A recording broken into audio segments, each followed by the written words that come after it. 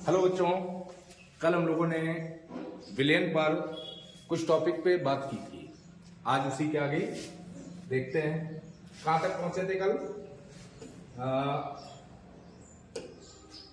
हाँ, शायद यहां तक पहुंचे थे, विलयन की सांद्रता को प्रदर्शित करने की विधियां।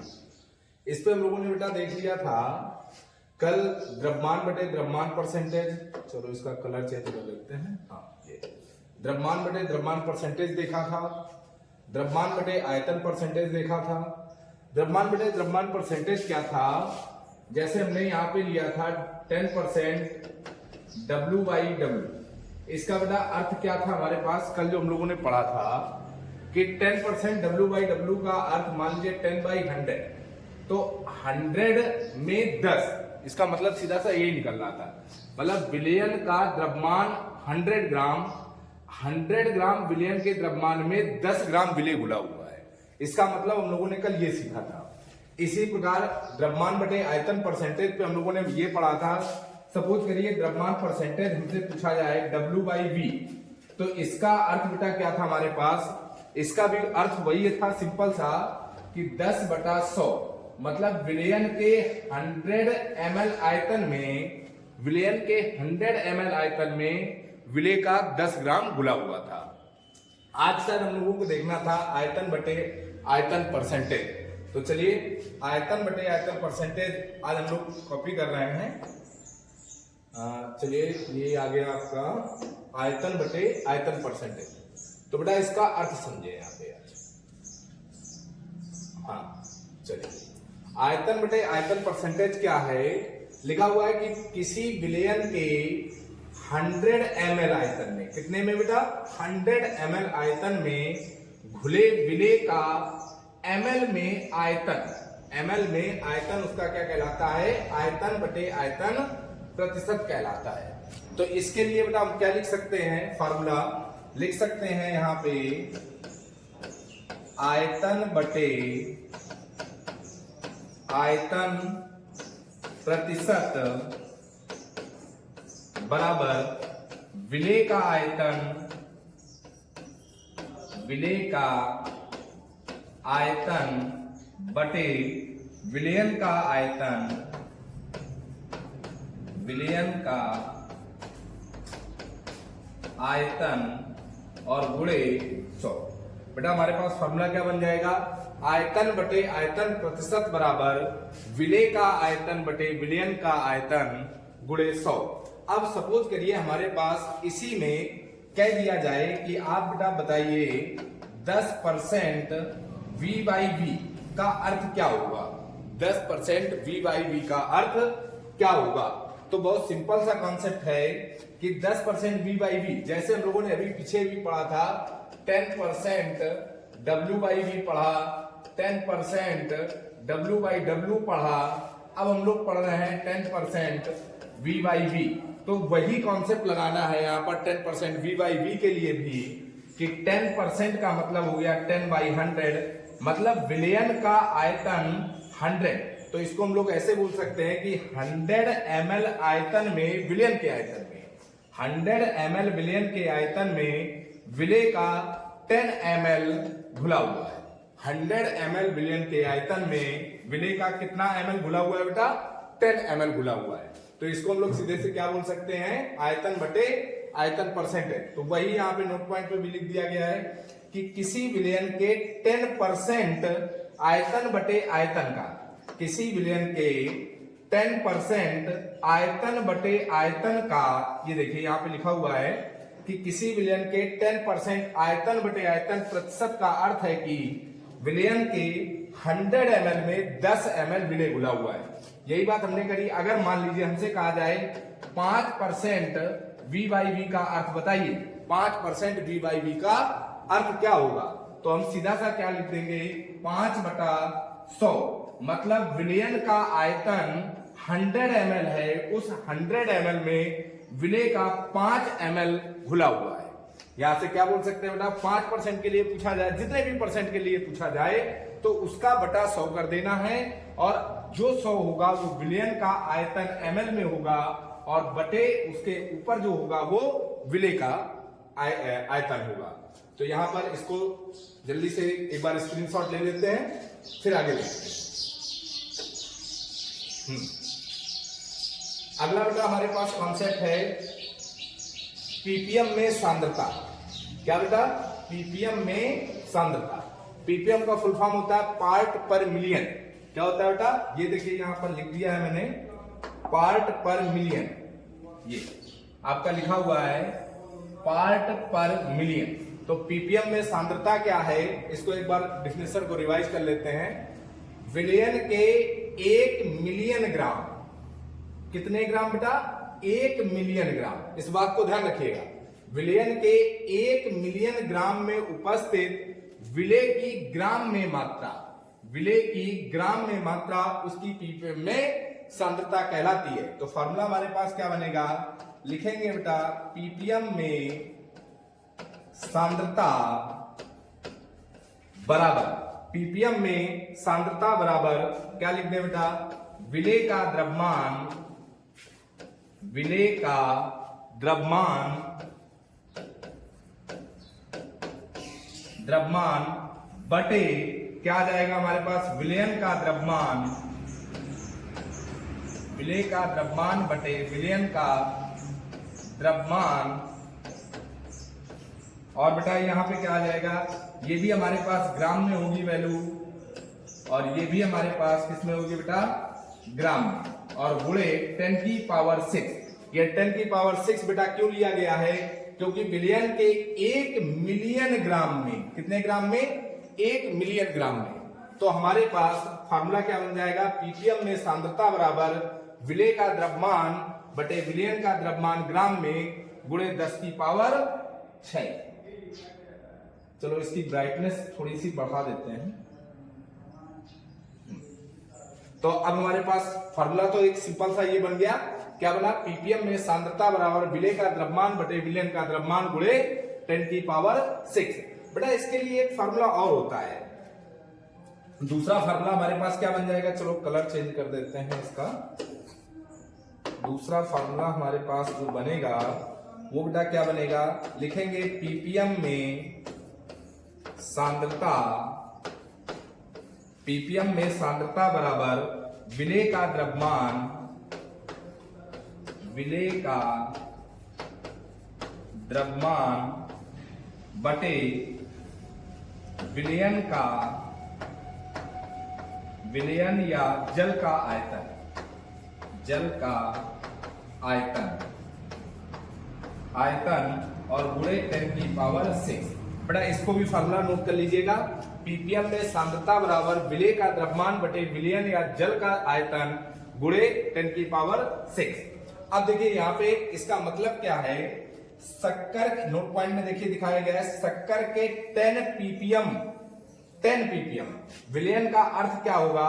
विलयन के 10 की पावर 6 ग्राम में 10 ग्राम शक्कर घुला हुआ है। अब वही कॉन्सेप्ट है, अगर हमारे पास 10 पीपीएम है तो 10 ग्राम घुला हुआ होगा। अगर हमारे पास मान लीजिए 5 पीपीएम दिया गया है तो विलेय का द्रव्यमान 5 होगा। अगर मान लीजिए 20 पीपीएम दिया गया है तो विलेय का द्रव्यमान कितना हो जाएगा? 20 हो जाएगा। ठीक है, आगे इसको जल्दी से नोट करिए, फिर आगे देखते हैं। चलिए अगला, अगला हमारे पास है, हाँ ये बहुत इंपॉर्टेंट चीज आ गई, सांद्रता ग्राम प्रति लीटर, कंसंट्रेशन ज्ञात करनी है। ठीक है, सांद्रता ग्राम प्रति लीटर। तो बेटा देखिए डेफिनेशन क्या लिखी हुई है सांद्रता ग्राम प्रति लीटर में? किसी विलयन के, किसी विलयन के 1 लीटर, कितना बेटा? 1 लीटर में जितने ग्राम घुला होता है, मतलब किसी विलयन के 1 लीटर में जितने ग्राम घुले होंगे वह उसकी क्या कहलाती है? ग्राम प्रति लीटर में सांद्रता कहलाती है। तो बेटा यहां पे फॉर्मूला क्या बनेगा? लिखेंगे सांद्रता ग्राम प्रति लीटर बराबर, फॉर्मूला क्या बन जाएगा बेटा हमारे पास? विलेय की मात्रा, विलेय की मात्रा बटे विलयन का, विलयन का आयतन विलयन का आयतन, ये बेटा किसमें आ जाएगा हमारे पास ग्राम में, और ये बेटा किसमें आ जाएगा हमारे पास लीटर। तभी हमारे पास क्या बना, सांद्रता ग्राम प्रति लीटर, मतलब ये ग्राम प्रति लीटर इसकी यूनिट को आइडेंटिफाई कर रहा है। तो सांद्रता बराबर क्या बनेगा, विलेय की मात्रा बटे विलयन का आयतन ग्राम प्रति लीटर में। एक बार फिर से डिफिनेशन देख लेते हैं।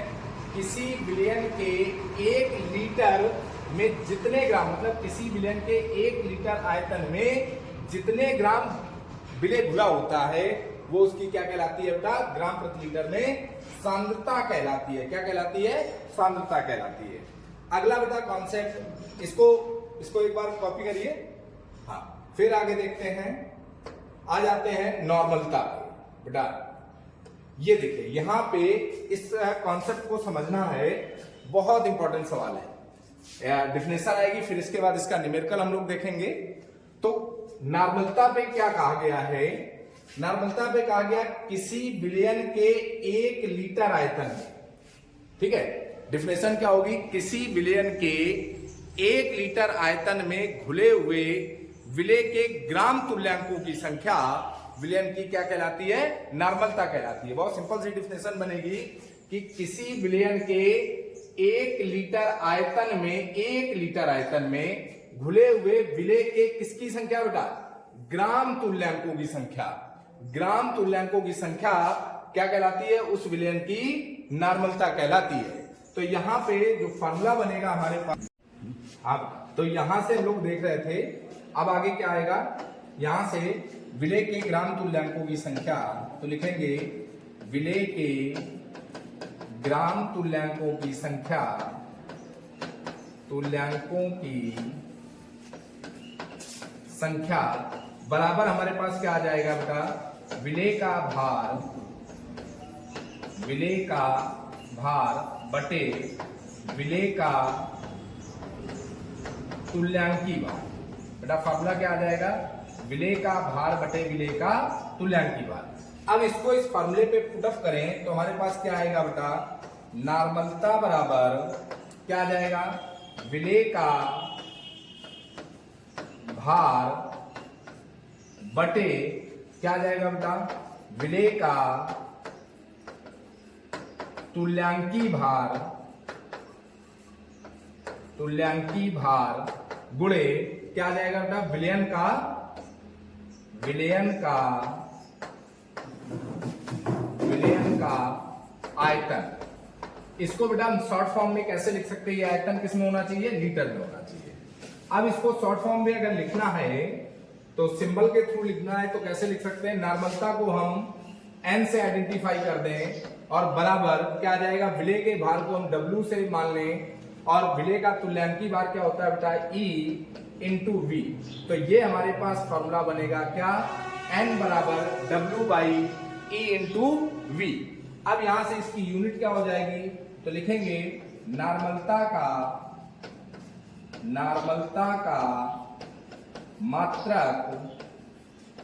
मात्रक क्या हो जाएगा बेटा, ग्राम तुल्यांक बटे लीटर। क्या हो जाएगा बेटा, ग्राम तुल्यांक बटे लीटर। तो हमारे पास एक फॉर्मूला यहां पे क्या बन गया, n बराबर w upon E into B. ये हमारे पास बहुत इंपॉर्टेंट फॉर्मूला है जहां से सारे के सारे न्यूमेरिकल सॉल्व होंगे। तो ये जल्दी से नोट करें, फिर आगे देखते हैं इसके लिए सवाल, ठीक है। चलिए एक यहां पे देखिए, इसी को लिखे दे रहा हूं, जो जिसको न दिख रहा हो वहां पे, n बराबर w by E into V. ये हो जाएगा हमारे पास नॉर्मलता के लिए फॉर्मूला। अब यहां से n क्या है, नॉर्मलता है, w क्या है, विलेय का भार, E क्या है, विलेय का तुल्यांकी भार, और v क्या है बेटा, विलयन का आयतन। चलिए आगे देखते हैं, इसका एक थोड़ा सा छोटा सा सवाल देख लेते हैं। हमारे पास एक सवाल दिया गया है, इसके लिए ये देखिए पहला सवाल, इसको देखते हैं। क्या कह रहा है, HCl का दशांश तुल्यांकी भार किसी विलयन के 500 ml में उपस्थित है तो उसकी नॉर्मलता क्या होगी। बहुत सिंपल सा सवाल है, HCl का दशांश तुल्यांकी भार किसी विलयन के 500 ml में उपस्थित है तो उसकी नॉर्मलता। अब बेटा एक बात बताइए, यहाँ पे आपको नॉर्मलता के लिए क्या चाहिए है?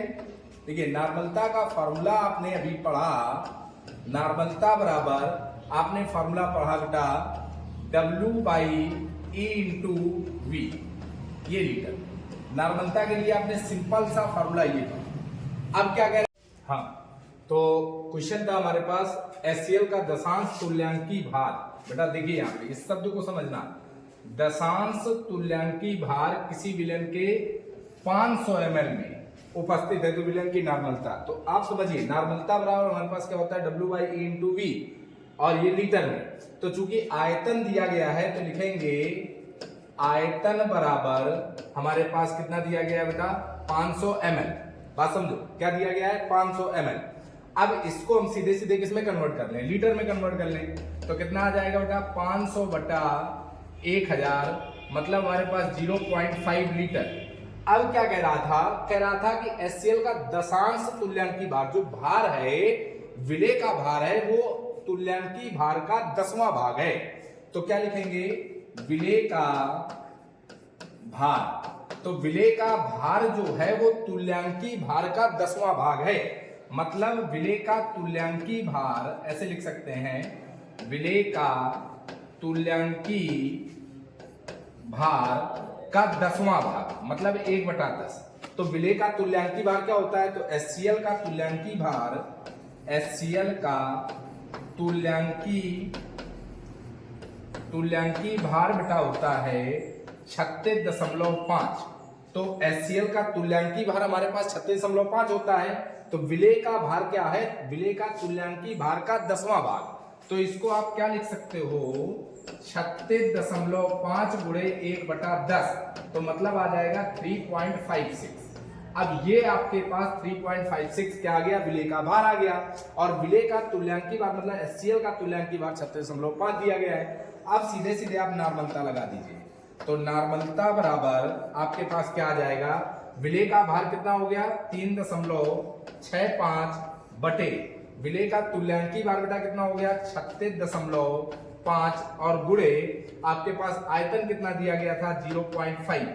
अब यहां से एक बात समझिए आप, 0.5 दिया गया था बेटा, 2 अंक बाद दशमलव ये है, और 2 अंक बाद अगर दशमलव इसकी बात करें तो ये हमारे पास कितना आ जाएगा, 1 अंक ये 1 अंक ये, 2 अंक से दशमलव कैंसिल हो गया, तो बचा 365 बटे 365 गुणे 5।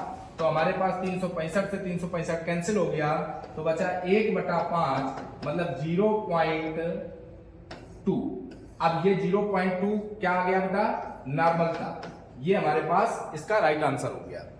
इसी प्रकार एक बार फिर से एक बार इस सवाल को देख लेते हैं। कह रहा था HCl का दशांश तुल्यांकी भार किसी विलयन के 500 ml में उपस्थित है तो उस विलयन की नॉर्मलता बताइए। तो आप समझिए नॉर्मलता का सीधा सा फॉर्मूला क्या होता है W/E इंटू वी, और वी का में होना चाहिए बेटा लीटर में होना चाहिए। तो हमें जो वी दिया गया है, आयतन दिया गया है वो ml में दिया गया है। तो क्या करें, आयतन बराबर 500 ml, तो इसको लीटर में कन्वर्ट करने के लिए 1000 से भाग दे दीजिए, तो हमारे पास क्या आ जाएगा 0.5 लीटर। अब बेटा क्या कह रहा था, दशांश तुल्यांकी भार कह रहा था, तो विलेय का जो भार होगा वो विलेय के तुल्यांकी भार का 10वां भाग होगा, विलेय के तुल्यांकी भार का 10वां भाग। तो क्या लिख सकते हैं, विलेय का तुल्यांकी भार गुणे 1/10। अब यहां से विलेय मतलब HCl का तुल्यांकी भार कितना होगा 36.5 हो जाएगा। तो इस 36.5 का 1/10वां भाग क्या होगा, विलेय का भार होगा। तो यहां से हमारे पास कितना आ जाएगा 3.65। अब बेटा क्या करें, नॉर्मलता में सीधे सीधे वैल्यू रख दीजिए, कैलकुलेट कर दीजिए, आंसर आ जाएगा। तो इसको एक बार कॉपी करो, अगला सवाल देखते हैं।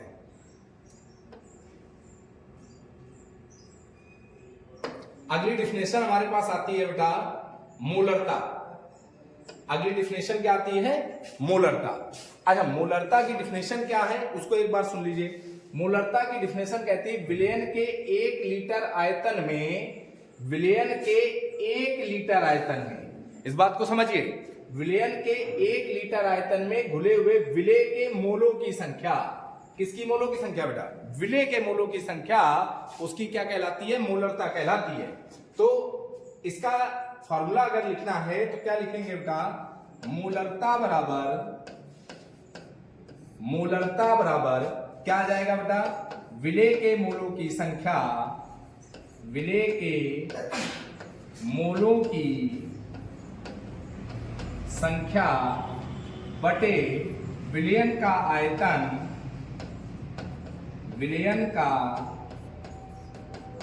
आयतन, और विलयन का आयतन बेटा किसमें, लीटर में। तो फॉर्मूला क्या बनेगा, मोलरता बराबर विलेय के मोलों की संख्या बटे विलयन का आयतन लीटर में। अब बेटा यहां से गौर करिए, विलेय के मोलों की संख्या क्या होती है, विलेय के मोलों की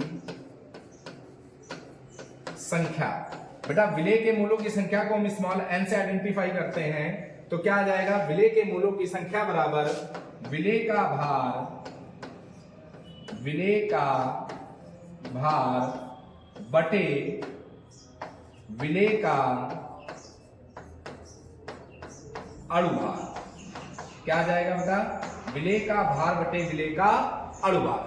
अब इसको उठा के फॉर्मूले पे पुट अप करें तो हमारे पास फॉर्मूला क्या बनेगा, मोलरता बराबर विलेय का भार, विलेय का भार बटे विलेय का अणु भार इनटू विलयन का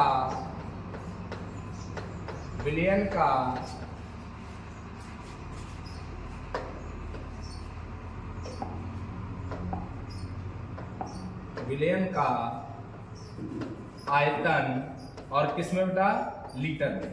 अब इसको शॉर्टकट में क्या लिख सकते हैं, मोलरता बराबर, मोलरता इसको बेटा m से भी आइडेंटिफाई करते हैं, मोलरता बराबर विलेय का भार स्मॉल w बटे small m into capital V, और किसमें बेटा, लीटर में।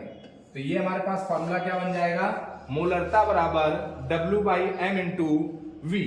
अब यहां से इसका मात्रक बेटा क्या होता है, तो लिखेंगे इसका मात्रक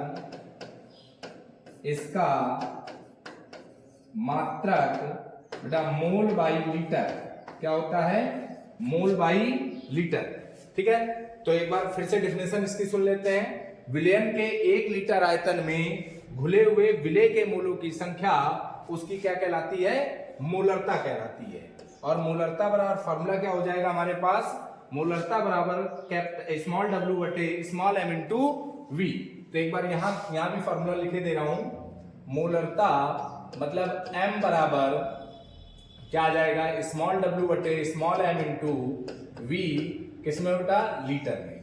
ठीक है, आगे इसका एक क्वेश्चन देख लेते हैं, क्या कह रहा है। चलिए इसका एक क्वेश्चन देख लेते हैं, क्या कह रहा है, 20.6 ग्राम सोडियम ब्रोमाइड। क्या है बेटा, सोडियम ब्रोमाइड। ठीक है, इसका नाम है बच्चों सोडियम ब्रोमाइड। ठीक है, इसका नाम है सोडियम ब्रोमाइड। तो क्या कह रहा है, 20.6 ग्राम सोडियम ब्रोमाइड को 500 ml जल में घोला गया तो प्राप्त विलयन की मोलरता क्या होगी। तो यहां से बेटा क्या कह रहा है, 20.6 ग्राम सोडियम ब्रोमाइड को 500 ml जल में घोला गया। तो किसे घोला गया, 20.6 ग्राम सोडियम ब्रोमाइड को। तो जो सोडियम ब्रोमाइड है वो आपका हो गया विलेय, और जो जल है वो आपका यहाँ पे विलयन हो गया, मतलब जल में घोला गया है। तो क्या लिखेंगे बेटा, विलेय का भार, विलेय के भार को किससे आइडेंटिफाई करते हो, W से। तो विलेय का भार बेटा कितना है, 20.6 ग्राम। विलेय का भार 20.6 ग्राम।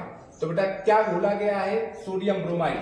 तो विलेय का अणुभार हमारे पास कितना आ जाएगा, विलेय का अणुभार मतलब m की वैल्यू, स्मॉल m की वैल्यू NaBr। अब बेटा Na का जो द्रव्यमान होता है, अणुभार होता है, वो होता है सोडियम का 23, और Br का बेटा होता है 80। तो हमारे पास कितना आ जाएगा, इसको जोड़ देंगे तो कितना आ जाएगा, 103। अब बेटा यहां से क्या कह रहा है, विलयन का आयतन कितना दिया गया है, तो लिखेंगे विलयन का आयतन, विलयन का आयतन मतलब V, हमारे पास कितना दिया गया है बेटा 500 ml। अब इसको ml को कन्वर्ट कर दीजिए लीटर में, तो 500 बटे क्या आ जाएगा 1000 मतलब 0.5 लीटर, 0.5 लीटर। अब यहां से मोलरता लगा दीजिए सीधे सीधे फार्मूला, तो हमारे पास मोलरता का फार्मूला क्या होगा, लिखेंगे मोलरता बराबर क्या आ जाएगा स्मॉल w बटे स्मॉल m इंटू वी, और ये v किस में होना चाहिए था बेटा लीटर में। तो यहां से फार्मूला रखें, फार्मूले पे वैल्यू रखना चालू करिए। w का मान कितना है बेटा 20.6 बटे m का मान कितना है बेटा 103 और गुणे बेटा आयतन का मान कितना हो जाएगा 0.5। तो अब यहां से गौर करिए क्या हो जाएगा हमारे पास बेटा एक अंकवाद दशमलव ये, एक अंकवाद दशमलव ये, इसको कैंसिल कर दीजिए। तो हमारे पास कितना आ जाएगा बेटा 206 बटे 103 गुणे 5। अब 103 से इसको कैंसिल करिए तो आ गया 2, तो हमारे पास कितना बचेगा 2 बटा 5। अब 5 का भाग 2 में दीजिए तो आ जाएगा 0.4 और इसकी यूनिट क्या हो जाएगी बेटा मोल बाई लीटर। तो आंसर आपका इस सवाल का कितना होगा 0.4 मोल बाई लीटर। क्लियर है, इसको कॉपी करिए। फिर एक अगली हेडिंग देखते हैं, बहुत इंपॉर्टेंट हेडिंग है मोललता।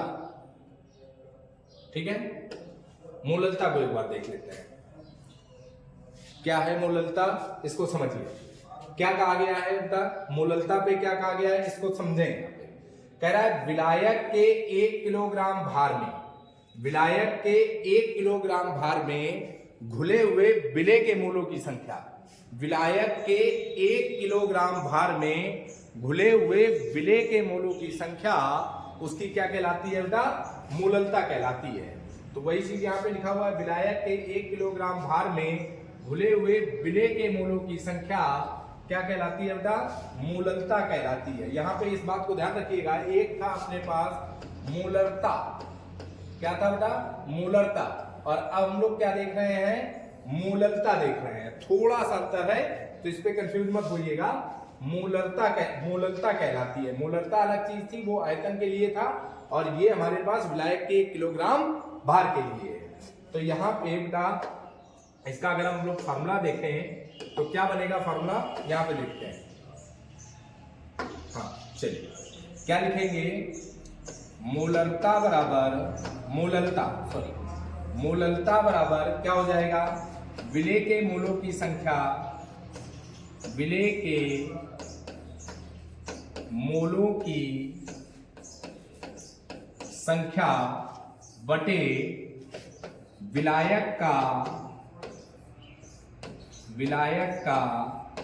भार, और ये भार किस में होना चाहिए बेटा किलोग्राम में होना चाहिए। किस में होना चाहिए किलोग्राम में। तो विलेय के मोलों की संख्या पीछे भी हम लोग पढ़ चुके हैं। एक्चुअली विलेय के मोलों की संख्या को हम स्मॉल n से आइडेंटिफाई करते हैं। तो क्या लिखेंगे बेटा विलेय के मोलों की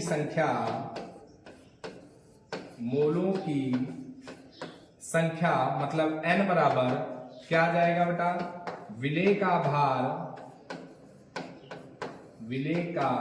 भार मतलब स्मॉल w अपॉन विलेय का अणुभार मतलब स्मॉल m। तो इसको हम लोग फॉर्मूले पे अगर लिखना चाहें तो क्या लिखेंगे बेटा मोललता बराबर क्या लिख दें बेटा विलेय का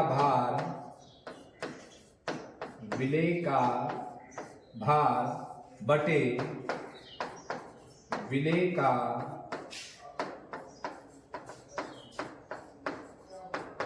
अणुभार इंटू विलायक का भार, और विलायक का भार किसमें बेटा किलोग्राम में। तो हमारे पास यहाँ पे फॉर्मूला क्या बनेगा मोललता बराबर क्या बनेगा बेटा स्मॉल w बटे small m into capital W किसमें बेटा किलोग्राम में। मोललता को हम लोग m डैश से भी आइडेंटिफाई कर सकते हैं। तो क्या आ जाएगा formula, W upon m into capital W, ये बेटा किलोग्राम। अब यहाँ पे इस बात को ध्यान रखना है कि जो ये m डैश है, ये आपका m डैश क्या होगा, मोललता होगी, और ये जो m दिया गया है ये m क्या होगा, विलेय का अणुभार। तो यहाँ पे इस बात को ध्यान रखना है। इसका बेटा मात्रक क्या हो जाएगा, लिखेंगे इसका मात्रक हमारे पास क्या हो जाएगा, मोल बाई किलोग्राम। क्या हो जाएगा बेटा, मोल बाई किलोग्राम, या इसको हम लोग मोलल भी लिख सकते हैं। क्या लिख सकते हैं बेटा, मोलल। चाहे मोल बाई केजी लिख दीजिए और चाहे मोलल लिख दीजिए। तो हमारे पास एक क्वेश्चन ये है, हमारे पास फार्मूला क्या बना, फार्मूला हम लिख सकते हैं यहाँ पे, एक बार फिर से देख लीजिए। यहाँ पे मोललता बराबर स्मॉल w बटे small m into capital W kilogram में। अब इस बात का ध्यान रखना है कि अगर आपके पास विलायक का भार ग्राम में दिया है तो या तो उसको कन्वर्ट कर लीजिए किलोग्राम में, और अगर किलोग्राम में नहीं कन्वर्ट कर रहे हैं तो ऊपर आप क्या लिख सकते हैं, मोललता बराबर क्या लिख सकते हैं, स्मॉल w बटे स्मॉल m इंटू, अगर ये ग्राम में वैल्यू लिखनी है आपको तो ऊपर बस 1000 का गुणा कर दीजिएगा। इस बात को थोड़ा सा और दिमाग पे रखिए। तो इसको एक बार कॉपी कर लीजिए, फिर आगे देखते हैं इसका एक क्वेश्चन।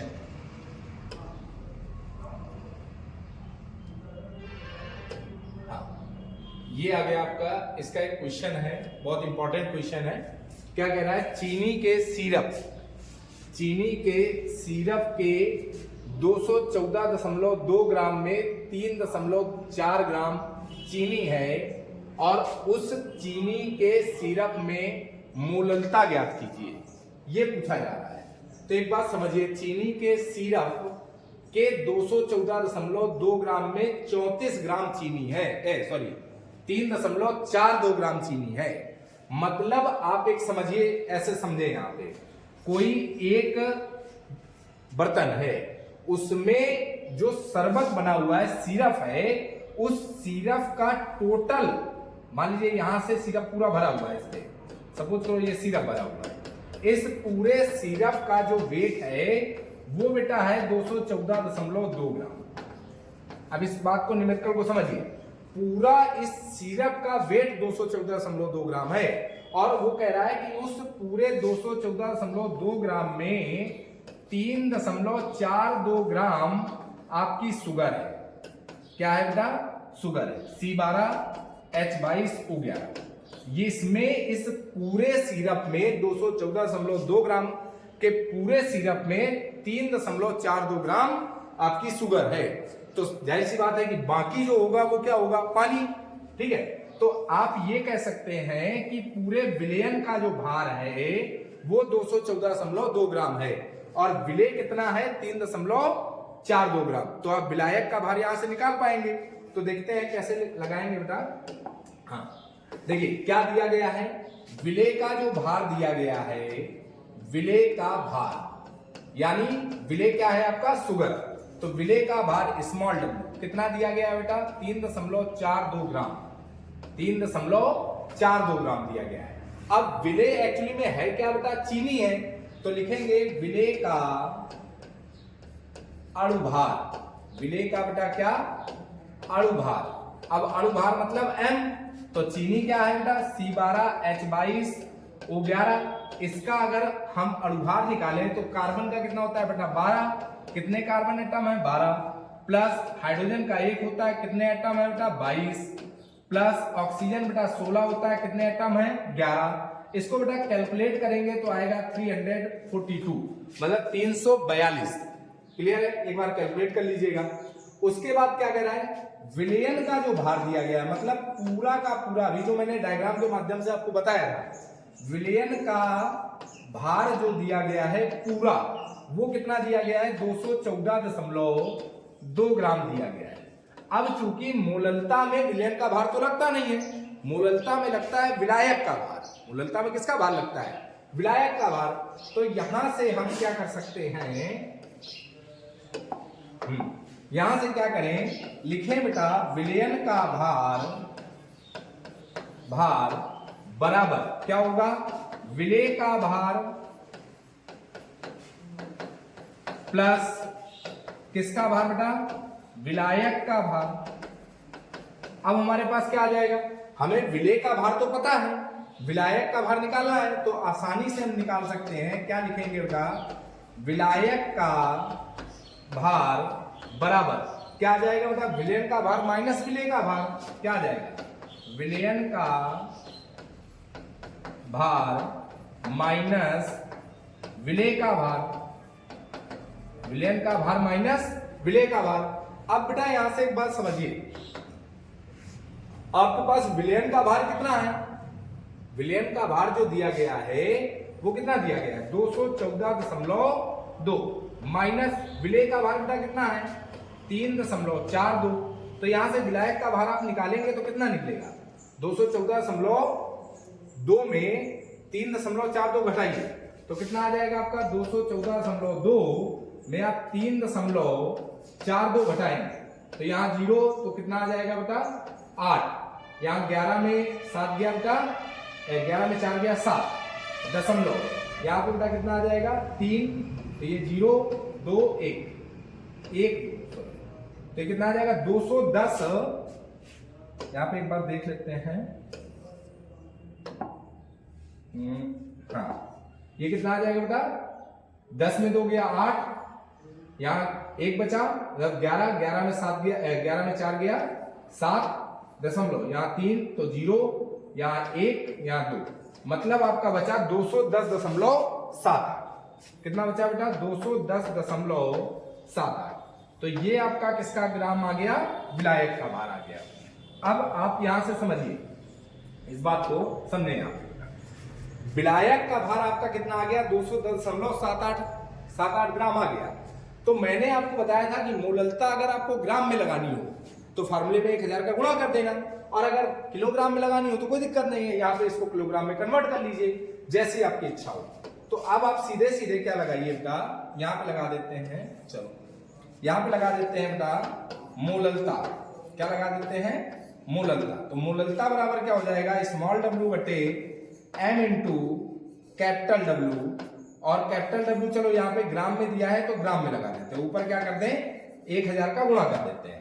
बेटा यहाँ पे समझना है, स्मॉल w मतलब विलेय का भार कितना है, 3.4 गुणे 1000 बटे, बेटा m की वैल्यू कितनी है 342 गुणे, बेटा कैपिटल W की वैल्यू कितनी निकल के आई आपकी 210.78। अब इसको आप कैलकुलेट कर दीजिए, तो यहां पे देखिए कैलकुलेट करने के लिए क्या करें, 2 अंक बाद दशमलव ये है, 2 अंक बाद दशमलव ये है, यहां से दशमलव को क्या कर दीजिए, कैंसिल कर दीजिए।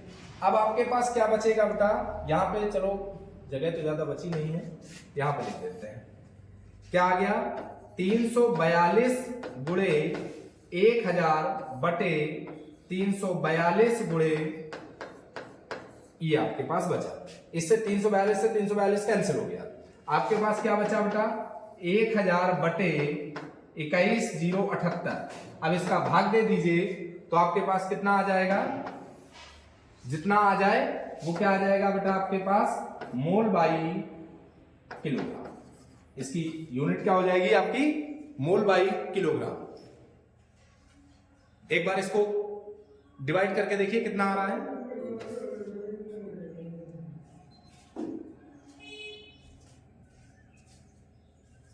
इसको कॉपी करो बेटा फटाक से,